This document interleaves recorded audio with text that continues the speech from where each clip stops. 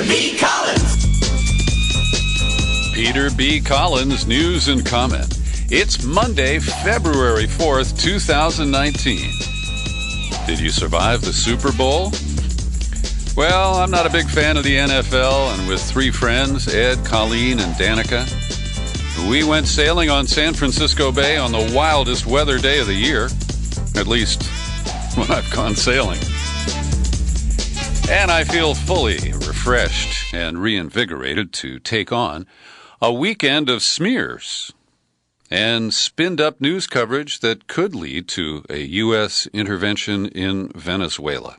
So the smears popped up on Friday night, and you've already heard about Governor Ralph Northam of Virginia on his way out, embarrassed and humiliated by the release of a 1984 yearbook photograph showing one guy in a Klan costume and the other in blackface. Both have beer cans.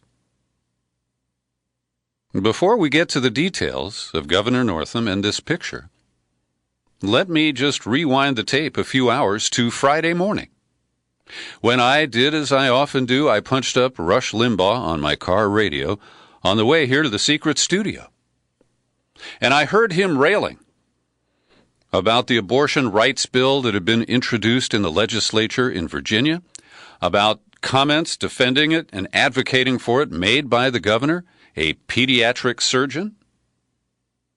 And Rush Limbaugh declared a pro-life jihad on Governor Northam and on New York Governor Cuomo for the same sins. And it is shocking to me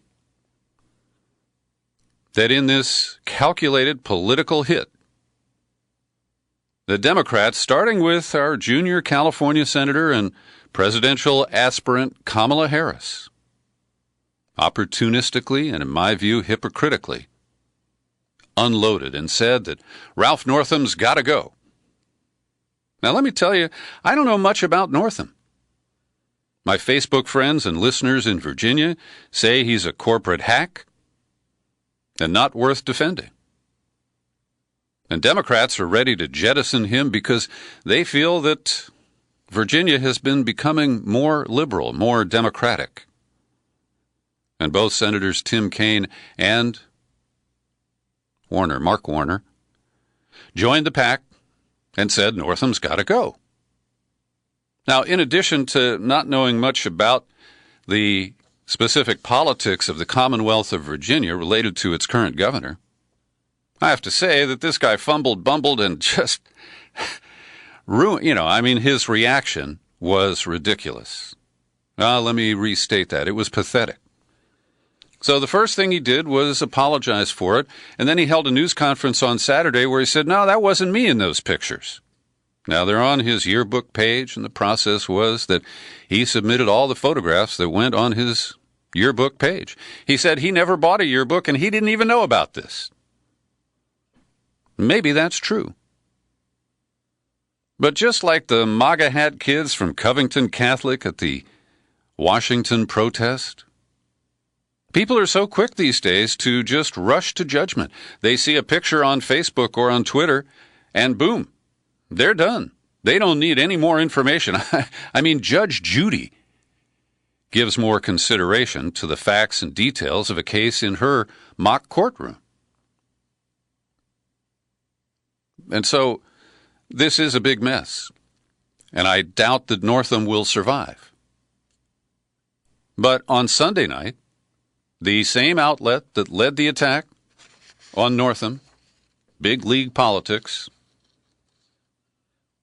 they went after the African-American lieutenant governor, who is the most likely replacement. Well, in fact, he would be the replacement if Northam steps down. His name is Justin Fairfax, and he is now accused by an unnamed woman of sexual assault, a forced blowjob that occurred in Boston during the time of the 2004 Democratic Convention that nominated John Kerry. And of course, I wasn't there, you weren't there. It's very clear there were only two people present. And so this becomes a Christine Blasey Ford moment 2.0. And the Republicans who didn't believe her instead believed Brett Kavanaugh. They're going to rally around this and say, hey, Justin Fairfax is damaged goods. We've got an allegation of sexual assault. And we believe, and they don't know this woman's name, but that's okay. They will adopt an outraged moment, a posture. And so this is deeply comical and brutally tragic, all at the same moment.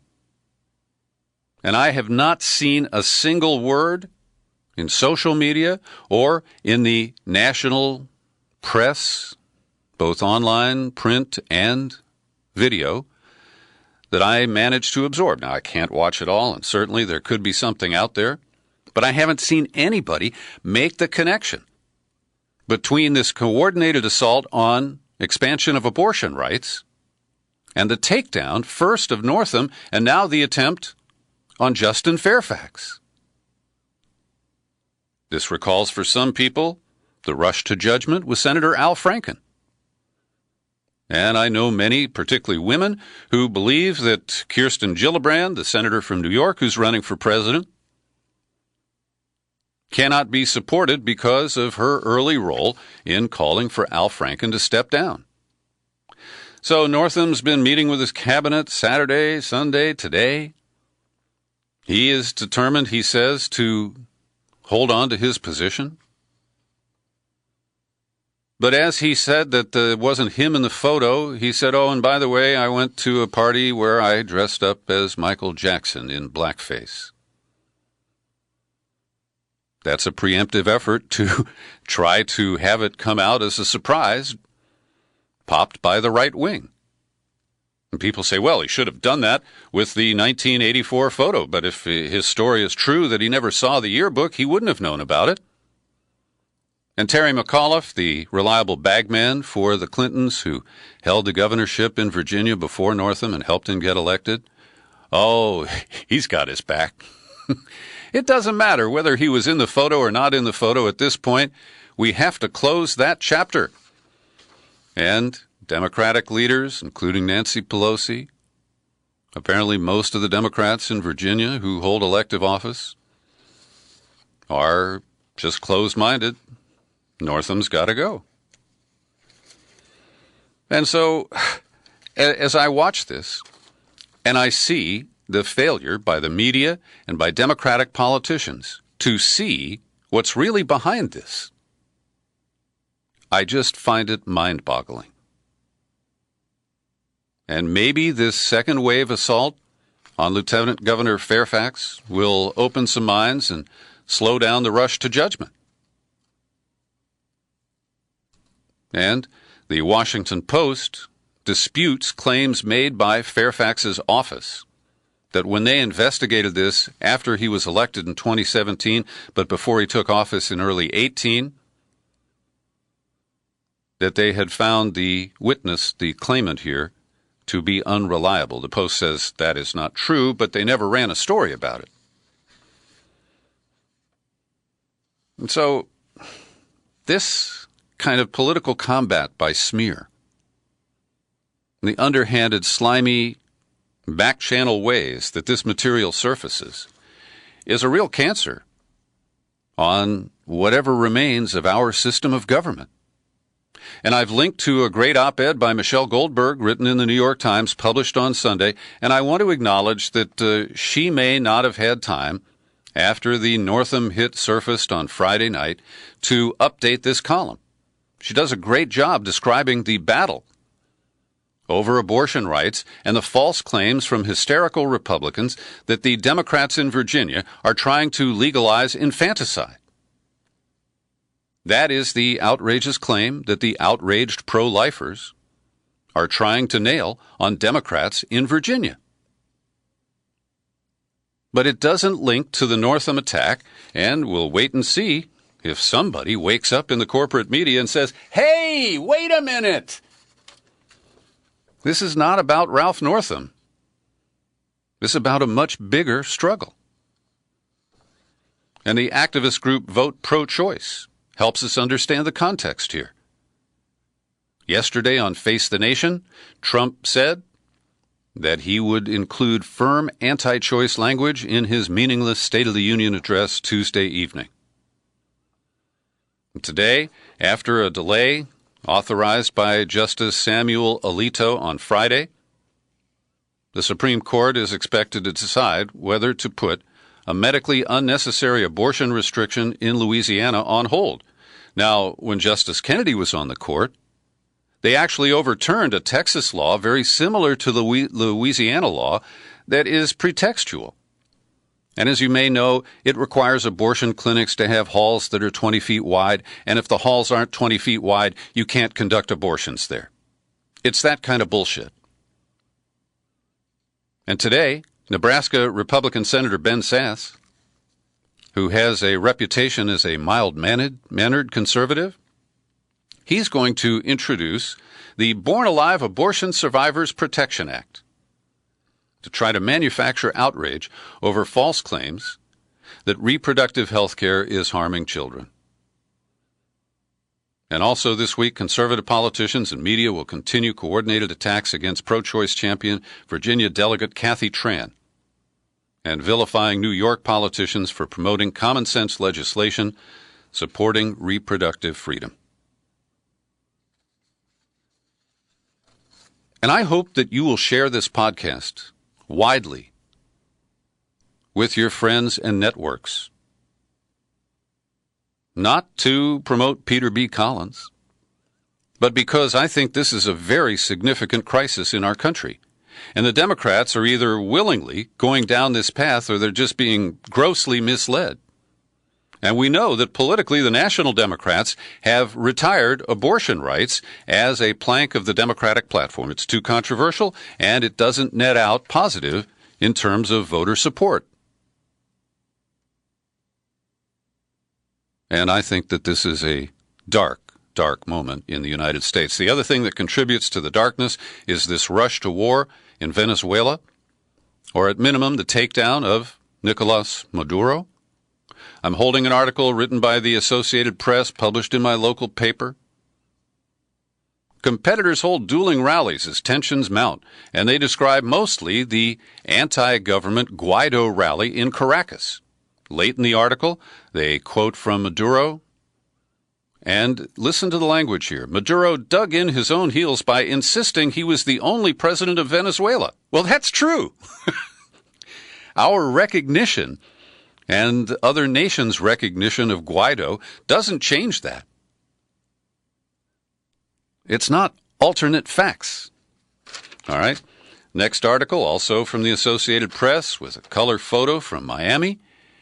It extols the great Venezuelan community there and how pressure is building to overthrow Maduro.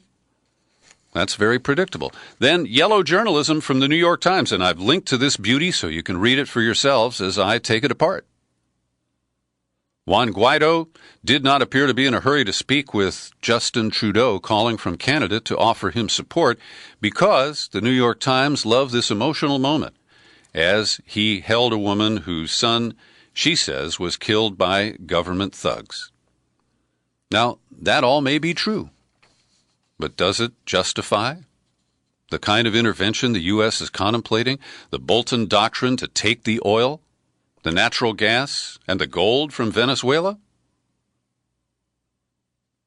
And the article pretends to be even-handed with this. While it's still far from certain that Guaido will ever set foot in the presidential palace, the number of ordinary Venezuelans and foreign powers taking his side is growing.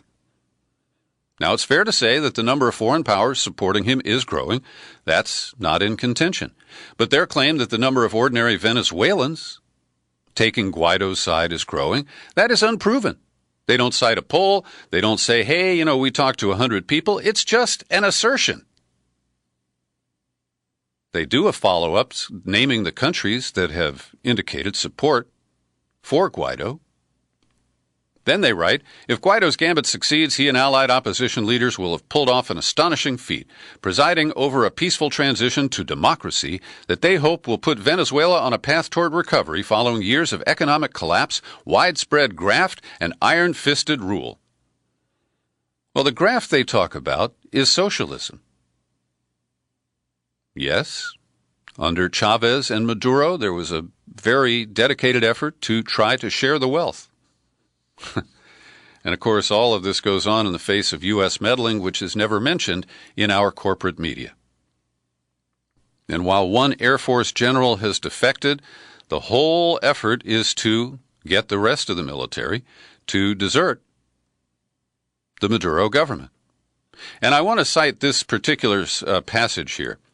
Oil sanctions imposed by the United States last week will soon strangle the country's already devastated economy, which will most likely cause shortages of fuel and make food and medicine even more scarce.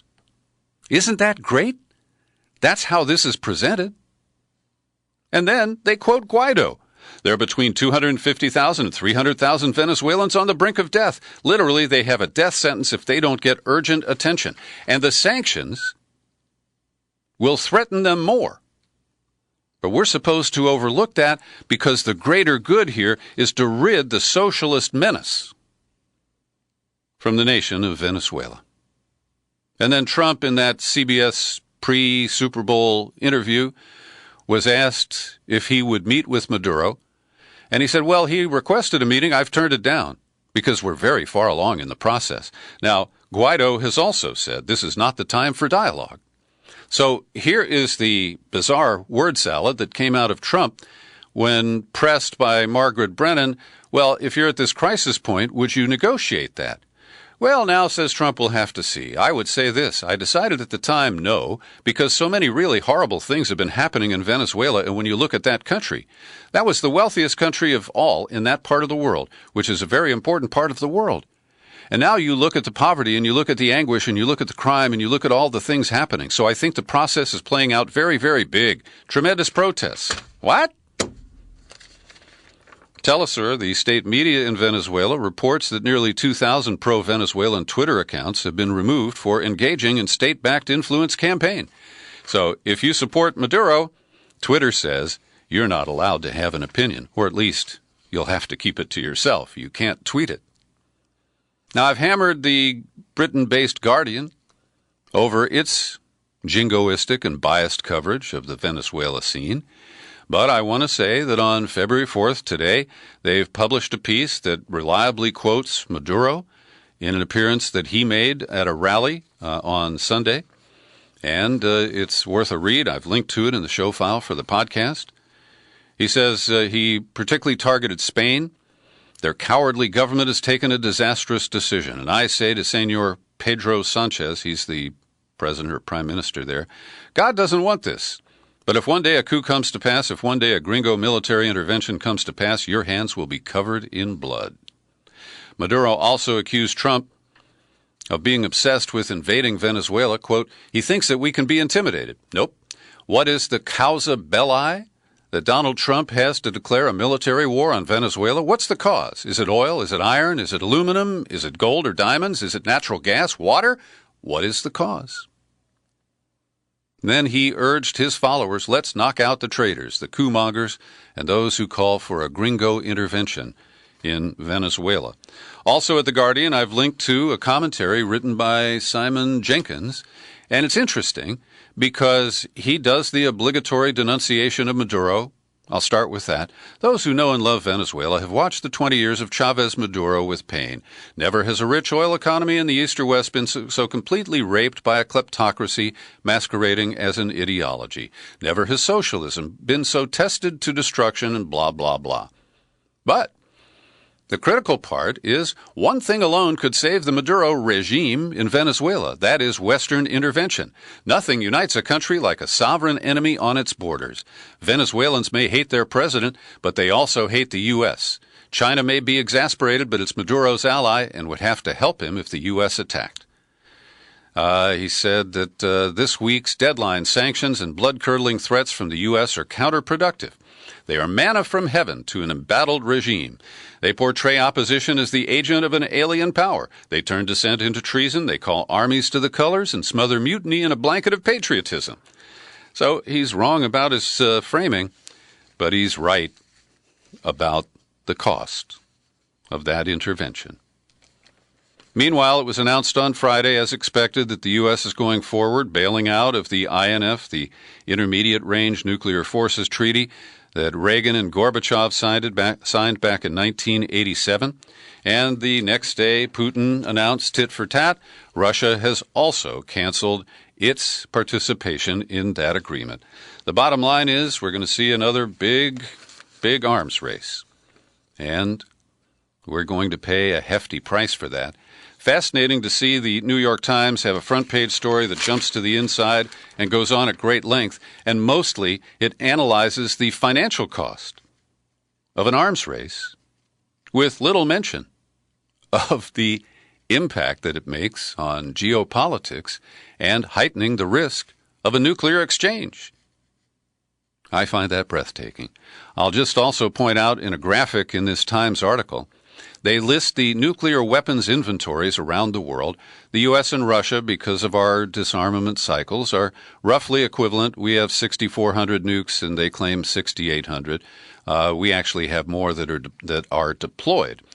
But down the list, they show Israel with 80 nukes. Now, I think this is a moment of truthiness because it's kind of ballsy for the New York Times to admit that Israel has nuclear weapons, because we all play this wink and nod game that it's not confirmed, right? I think that number 80 is probably extremely low. I took a look at the internets before I sat down behind the microphone, and aside from one Associated Press story, I see no national coverage of the story that we broke here last week, tipped off by listener Linda Lewis. And that was the surreptitious transfer of nuclear waste, some 500 tons. I don't have the story in front of me, but it was a significant amount. And it was transferred from South Carolina and dumped somewhere in Nevada. We don't actually know where they delivered it in Nevada, but we're told it occurred even as Nevada thought that it hadn't happened yet, and they were negotiating with the feds, the Energy Department and others, to prevent this from happening. And this is an amazing story that deserves full exposure. We have nuclear waste issues all across the country. We don't know how it was transported from South Carolina to Nevada and who might have been compromised or exposed along the way. We'll keep our eyes open for some real coverage there. As I posted on Facebook on Friday night, watching Bill Maher's show sometimes makes me laugh, and I got a few laughs Friday night. But I counted 5 factual errors in a 6-minute stretch on Maher's show. The most egregious was, and this is amazing, this was not a slip of the tongue, this was not a memory gap on the part of Bill Maher.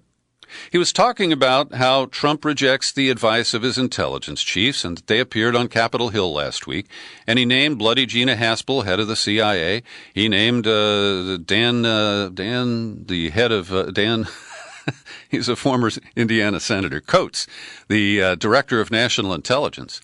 And then, in a flatly false statement, he said that Andy McCabe, the former deputy director of the FBI, who stayed on for about 9 months after Comey was fired, and was fired himself last February at the end of the month, so he didn't get his pension. He said that Andy McCabe testified on Capitol Hill last week. And to show that this was not a slip, they then posted a photograph of McCabe alongside Haspel and Coates. Now, I've never seen an error corrected on Bill Maher's show. But he really needs to address that. It was just plain factually wrong. I also want to thank all the people who showed up Saturday night when I interviewed Dar Jamail after his presentation about his new book called The End of Ice. And instead of thanking subscribers who kicked in via PayPal today, I want to single out Peter B. and his partner Anna, who showed up and told me they've been listening for years. They've recruited other family members who listen. Their dogs respond when Chloe barks in the background on the podcast. So it was a thrill to meet them. I love to talk to listeners.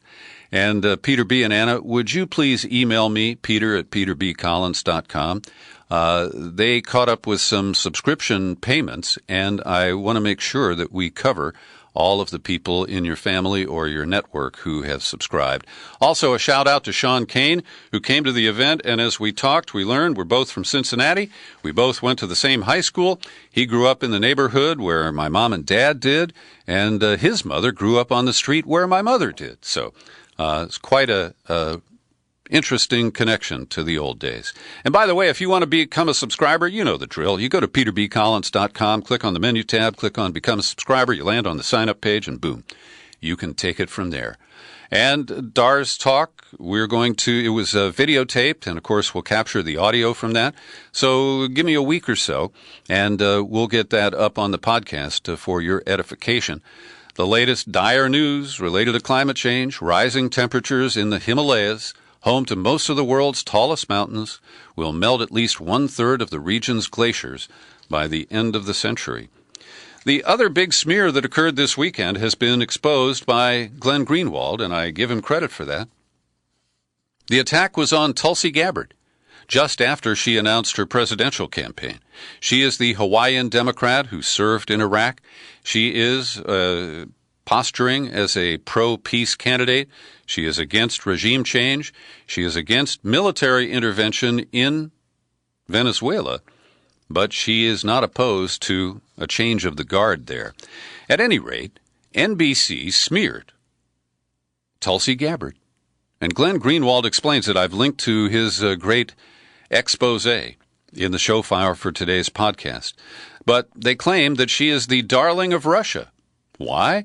Well, they based it on expert information from the firm called New Knowledge. And as Greenwald points out, it's only been 6 weeks since they were exposed for their use of so-called Russian tactics in the special election it's now a year and a half ago, in Alabama.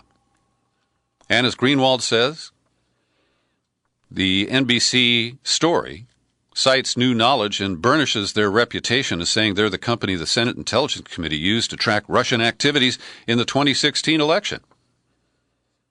Greenwald continues, NBC amazingly concealed a fact that reveals its article to be a journalistic fraud. That same firm was caught just six weeks ago engaging in a massive scam to create fictitious Russian troll accounts on Facebook and Twitter. And that's what's in play here. NBC says that New Knowledge shows that Twitter bots are favoring Tulsi Gabbard. And they use a quick survey of the latest reporting on RT, Sputnik, and another Russian media outlet to claim that, they love Tulsi and they're giving her a big push. Now, of course, she just announced her candidacy, and that's a reason for anybody to cover it.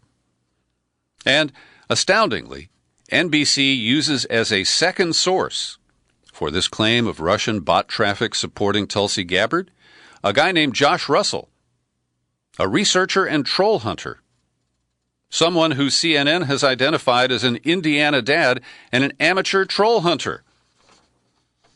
His hobby is tracing online accounts. And that was the second source that NBC used to support this ridiculous story. Sherrod Brown went to Iowa, and boy, did he step in it. A huge Iowa-sized cow pie.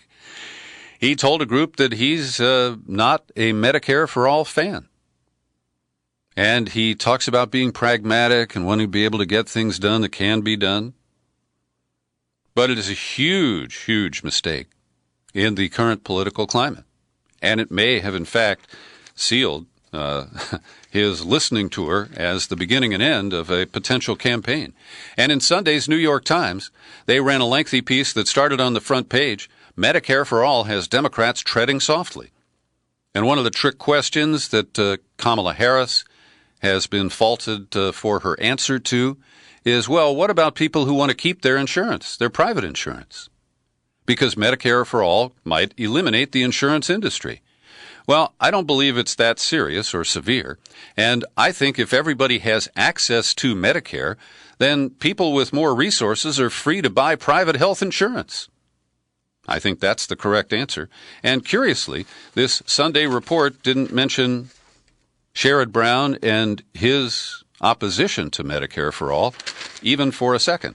Now, again, it may have been edited and complete before he made his statements in Iowa. And hang with me. I just have a couple of more stories here today. Mondays, it's always hard to keep the podcast to 30 minutes because there's so much going on. In the interview on Sunday on CBS, Trump was asked if he would pledge to release the Mueller report. He said, I don't know. It depends. I have no idea what it's going to say.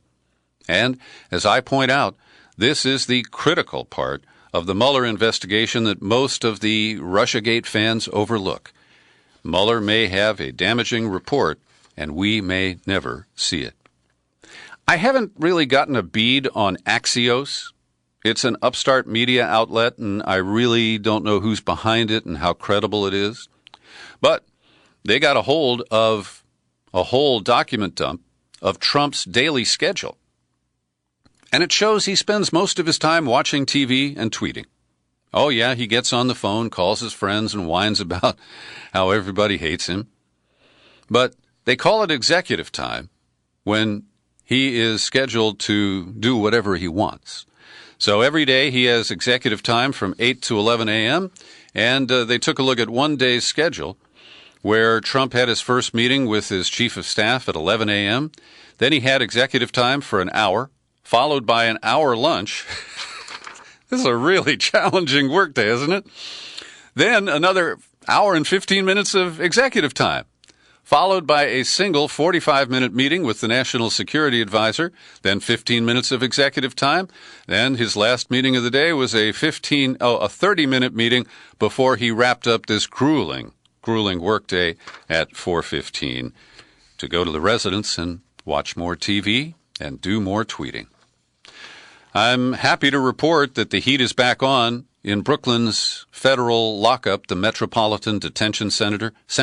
It has a grisly history. That's where they locked up hundreds of people accused of being Muslims right after 9/11 and made them sit there for years. Well, the power went out. The heat was off in most of the cells for all of last week, and the officials there just didn't seem to care. So Jerry Nadler, now the chair of the Judiciary Committee and a congressman from New York, showed up on Saturday, and he said that these people, the officials running the prison, just really didn't have any sense of urgency. Mayor de Blasio has offered to send generators to rig up some heat. And finally, yesterday, the authorities got the heat and the electricity back on. But that was a week of time in a dungeon, a cold and scary dungeon, a dark one for most of the inmates there. And finally today from Detroit, I want to thank Fred for tipping me to this story. The officers from the 12th Police Precinct in Detroit set up a sting operation posing as drug dealers. And then, unbeknownst to them, undercover officers from the 11th District of Detroit showed up to try to buy some drugs. And then a fight broke out between the two teams of officers. And that, my friends, is a real depiction of America's war on some drugs. Cops fighting each other. Thanks for listening to my daily rant and rave. You can find it on YouTube. And I remain Peter B. Collins. Happy trails to you until again. Happy trails to you. Keep smiling.